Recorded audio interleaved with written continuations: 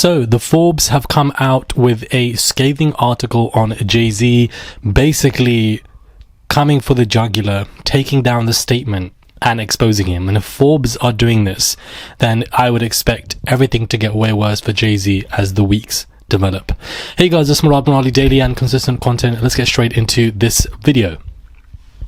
Basically, Forbes have put up an article, and the article is discussed as breaking down Jay-Z's PR strategy in a statement denying his allegations. We're going to get into this and read this out.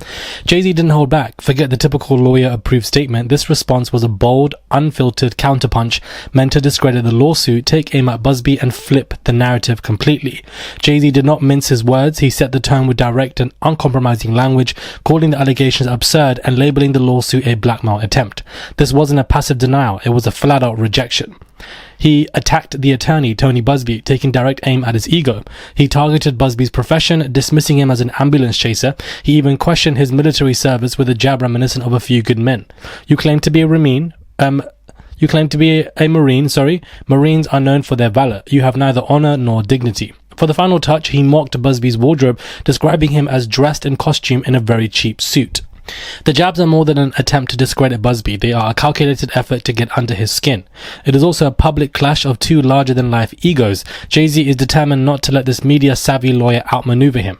Jay-Z portrays the lawsuit as opportunistic by questioning Busby's credibility, implying its motives are very suspect.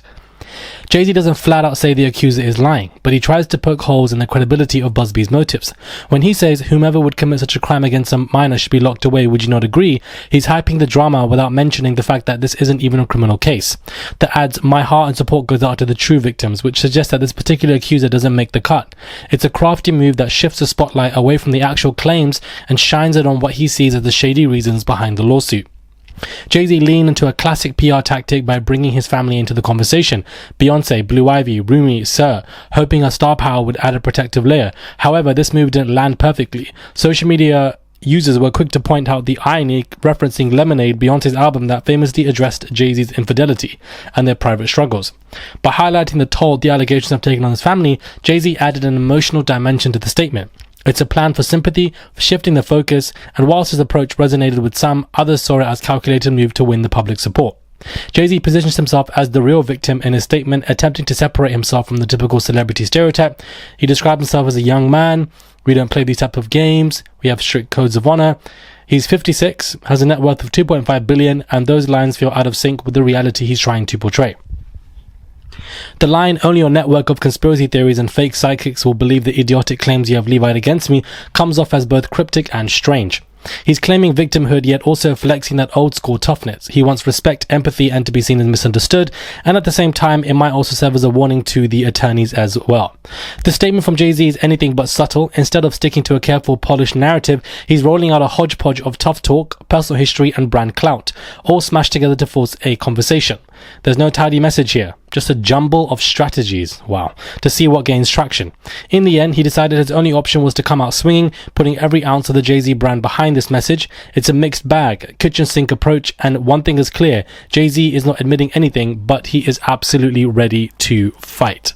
So I definitely feel like the fact that Forbes have come out with this conversation, Forbes have come out with this article, this hit piece, breaking down everything in this, initial statement from him, is definitely a warning sign to Jay-Z that things are going to get worse. Because if these big, credible websites and articles are putting out this stuff that people are reading, which is why I wanted to bring it here, it shows that the press definitely are getting more information on Jay-Z.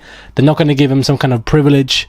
They're not going to basically allow him and move on from this. They're going to be honing on him, which means this is going to get worse. And that is happening. The US Sun is reporting that the NFL could end the $125 multi-million-year deal with Jay-Z after the music mogul was named in a bombshell lawsuit linked to Diddy. Sources at the NFL and Rock Nation speak to the US Sun about possible repercussions for Jay-Z following the latest controversy. The NFL is considering scaling back their $125 million multi-year deal with Jay-Z's Rock Nation company after he was named in a sickening SA lawsuit. Keyword is sickening, guys. A well-placed NFL source has told the US Sun that the organization might distance itself from billionaire Jay-Z amid fears of negative publicity following the shock revelations. A well-placed source at the NFL has told the US Sun the organization could sever ties with Jay-Z and Roc Nation if the allegations against him are absolutely proved. In 2019, his Roc Nation company signed a 5-year, $25 million deal following the Colin Kaepernick scandal, as Commissioner Roger Goodell desperately needed help with the league's growing social justice issues. He also wanted the New York-born superstar to help remodel the Super Bowl halftime show and produce music for use throughout the season. But following his alleged involvement in an attack on a 13-year-old, it looks like they are weighing up their options now, and this might be a reason. The employee who spoke to the US Sun on the conditions of anonymity says there have already been discussions about using less of Jay-Z's music now and possibly removing Jay-Z's name from communications after the scandal. The allegations could also cast doubt on wife Beyonce's Christmas Day performance between the Houston Texans and Baltimore Ravens during the NFL.